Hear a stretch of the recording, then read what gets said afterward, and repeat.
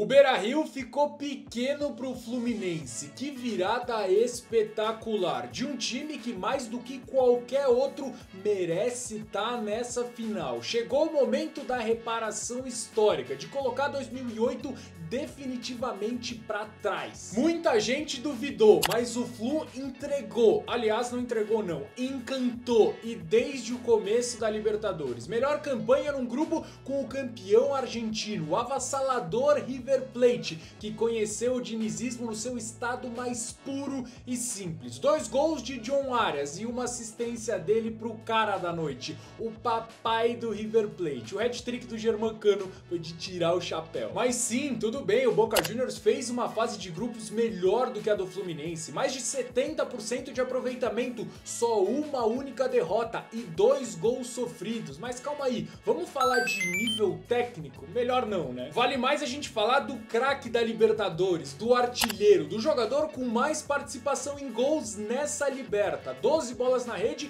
e outras 2 assistências. A fase de grupos foi um grande aquecimento pro Germancano, essa é a realidade. Chegou o momento decisivo, ou mata ou morre, e eu pelo menos acho que o dedo dele deve estar doendo de tanto fazer o L. É inacreditável, ele lidera simplesmente todas as estatísticas ofensivas da Libertadores, e hoje ele é o jogador mais decisivo da América. Se toda flecha precisa de um arco, que tal então a gente chamar para essa conversa o John Arias, o segundo jogador que desde o início da fase de grupos tem mais assistências, o terceiro em número de passes decisivos e talvez a estatística que torne ele o jogador mais importante para esse esquema do Fernando Diniz funcionar. Dentre todos os jogadores da Libertadores, ninguém ganhou mais duelos pelo chão do que ele, o John Arias, que tem uma média de 7 duelos vencidos por partida. Agora, para além desses dois caras, o que tem me chamado a atenção nessa campanha do Fluminense nesse mata-mata é a variedade de protagonistas que aparecem no time. Oitavas de final contra o Argentinos Júnior, jogo difícil, truncado, mas aí aparece um cara para pegar a coroa de protagonista emprestado, o Samuel Xavier,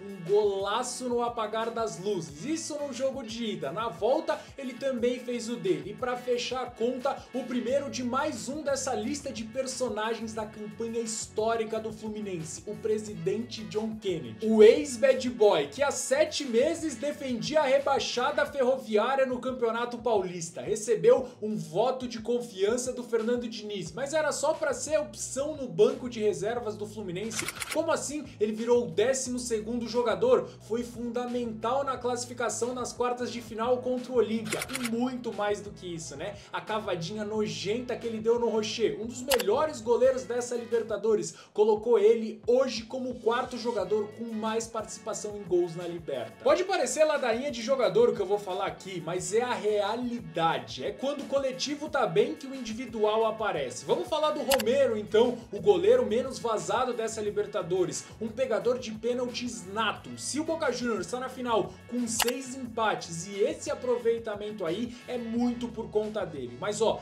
tem que respeitar o Fábio. E sim, eu sei, ele falhou no primeiro gol do Internacional no Beira-Rio, mas calma aí, né? A defesa do jogo que garantiu o resultado foi o Fábio quem fez. E não tem outra, tá? Essa defesa aí colocou ele simplesmente como goleiro com mais defesas difíceis realizadas nessa Libertadores. Na zaga, toda a experiência do Felipe Melo, o bicampeão da Libertadores. E na lateral esquerda, o Marcelo, que para não listar todos os milhares de títulos que ele tem, eu só vou falar naquele corta-luz completamente indecente que ele deu, no lance que gerou o empate do Fluminense contra o Inter no Beira-Rio. A juventude do Marcílio, ou então pode ser Nino pros íntimos, um jogador que já meteu gol e assistência nessa campanha, mas nada disso é mais importante do que a segurança defensiva que ele te traz. E claro, a gente também não pode esquecer de falar do André, o cara que desarma, é o líder nesse quesito dentre todos os jogadores da Liberta, mas também arma as jogadas. Até esse momento, o André simplesmente é o cara que mais acertou passes na Libertadores. O melhor futebol da América do Sul tem o artilheiro da Liberta e os mais diferentes protagonistas em todos os setores do campo. Mas se ainda assim